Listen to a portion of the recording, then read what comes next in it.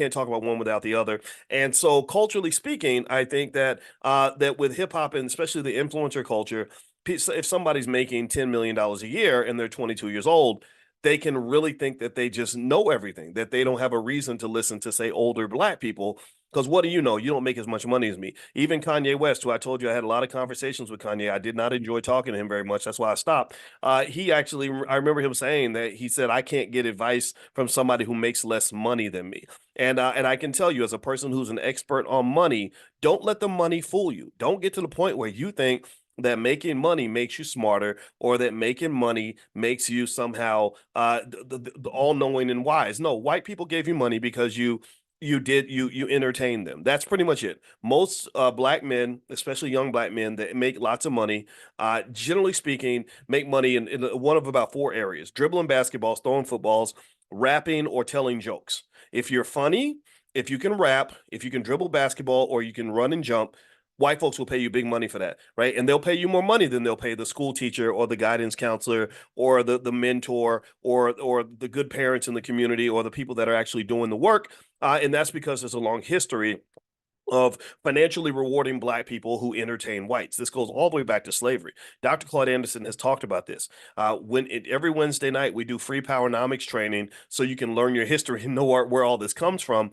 And you can join us. Just text the word greatness to 87948. If you text greatness to 87948, I'll send you a link. You can join us on Wednesday nights. We do this every Wednesday. It's free. We've been doing this for about 5 years now, consistently every week. And let me just tell you, there's a long history of this, right? So when I see the Diddies and I see the Kaisanots, it's like, oh, okay, I've seen this before, right? And so let me tell you why I'm bringing this guy up and why I'm bringing up Diddy.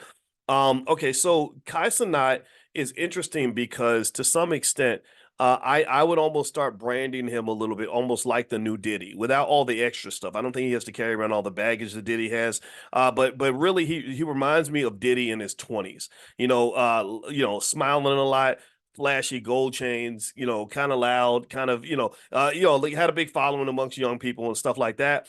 And I really wanted to reflect for a second on something that Diddy and Kaisanaut actually have in common. And I actually hit up our 21-year-old about this. I said, I want you to watch this conversation we're going to have today, because this really reflects people in your age bracket. It's a huge, huge, huge financial lesson. And it relates to something that I refer to in my book, The 10 Commandments of Black Economic Power. In my book, I refer to that as economic immaturity. Economic immaturity is an interesting thing. I mean, if you look at kind of the whole image of the smiling, dancing Negro, whether you're talking about Diddy or Kai or MC Hammer, that kind of thing, it's a long tradition, right? You've always had minstrel shows with the smiling, happy black person, right? That's got the big teeth showing and all that, and that's what kind of works, right? So I've watched some of Kai Cenat's content, and it's just a big joke. It's just goofy. He's laughing. He's always like acting weird and right. That's what people like, right? That's what they love. That's what they, I think, want to see from us. They want to see us as loud and flashy and bombastic and all that. And that really kind of says that they like to see the black man sort of as a clown. I really do. I think that it's not a coincidence that there's so many black men that make millions of dollars telling jokes, because I think that they see the black man in America as a big joke. They do. They see you as a joke. If Kai Cenat came in and said, I don't want to tell jokes anymore. I don't want to be funny. I'm not here for your amusement.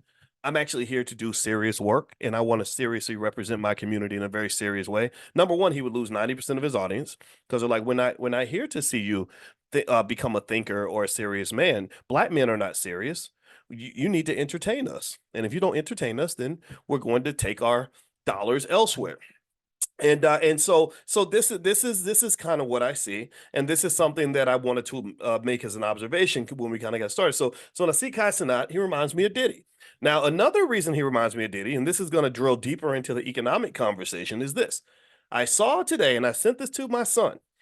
Kai Cenat is in the middle of some doo-doo. He's in some doo-doo right now, because apparently there was this lady that he slept with, and he paid her $5,000 allegedly to sleep with her, and she reveals this text message saying, where he sends her the $5,000, and they apparently got together and had, they did what people do, right? No judgment about that. You can sleep with who you want. I'm not here to talk about that part. But what I am here to talk about is this. So I saw where Kaisanaut's first reaction to the whole expose thing. I saw his first reaction as I'm going to sue you. I'm going to sue you because I'm Kaisanaut and I can take you down and stuff like that. Well, she's now got to come up, right? She's now getting a lot of attention that she never got before. Before she was a regular Instagram model. Now she's in this tussle back and forth that's going to get covered by all the big social media blogs. So she's kind of eating it up, almost the way rappers eat up a rap beef, right? When the rapper 50 Cent always says that he didn't really blow up until he started telling everybody how he got shot 9 times. But then also when he was able to get Jay-Z to beef with him, when he got Jay-Z to get in the ring and spar with him, that's what elevated his brand and elevated his name. Now, so this woman, as she's being elevated, she comes back and says, "Oh, you're trying to sue me? Oh, you're trying to do all that? Oh, well, I got something on you, little Diddy." She starts calling him little Diddy. This is where the Diddy connection kind of comes into play. And she says, "You tried to sell me to your homeboys." She says, you tried to sell me, right? Now, is this true? I don't know. And again, I'm not here to speculate on that. It's just an accusation. However, when she said that, I hit up my son with this video. And I said, I really want to have a serious conversation with you about this because this is the kind of stuff I write about in my book about why a lot of Black people lose all their wealth, especially young entertainers. Because I said what she just said, and she's smart. Remember, people think gold diggers are stupid. Gold diggers are not smart, are not stupid people. Gold diggers can be some of the deepest economic scientists that you'll ever see. A gold digger, a woman that's really chasing that money like that, can tell how much money you make by what kind of shoes you wear, how you walk, where you eat lunch, how articulate you are. They can tell. I've seen them. I've seen them. They can look at me and they can size me up and they say, "Oh, I bet you got a little bit of money." Like I've seen this, right? It's a superpower. It's a real superpower.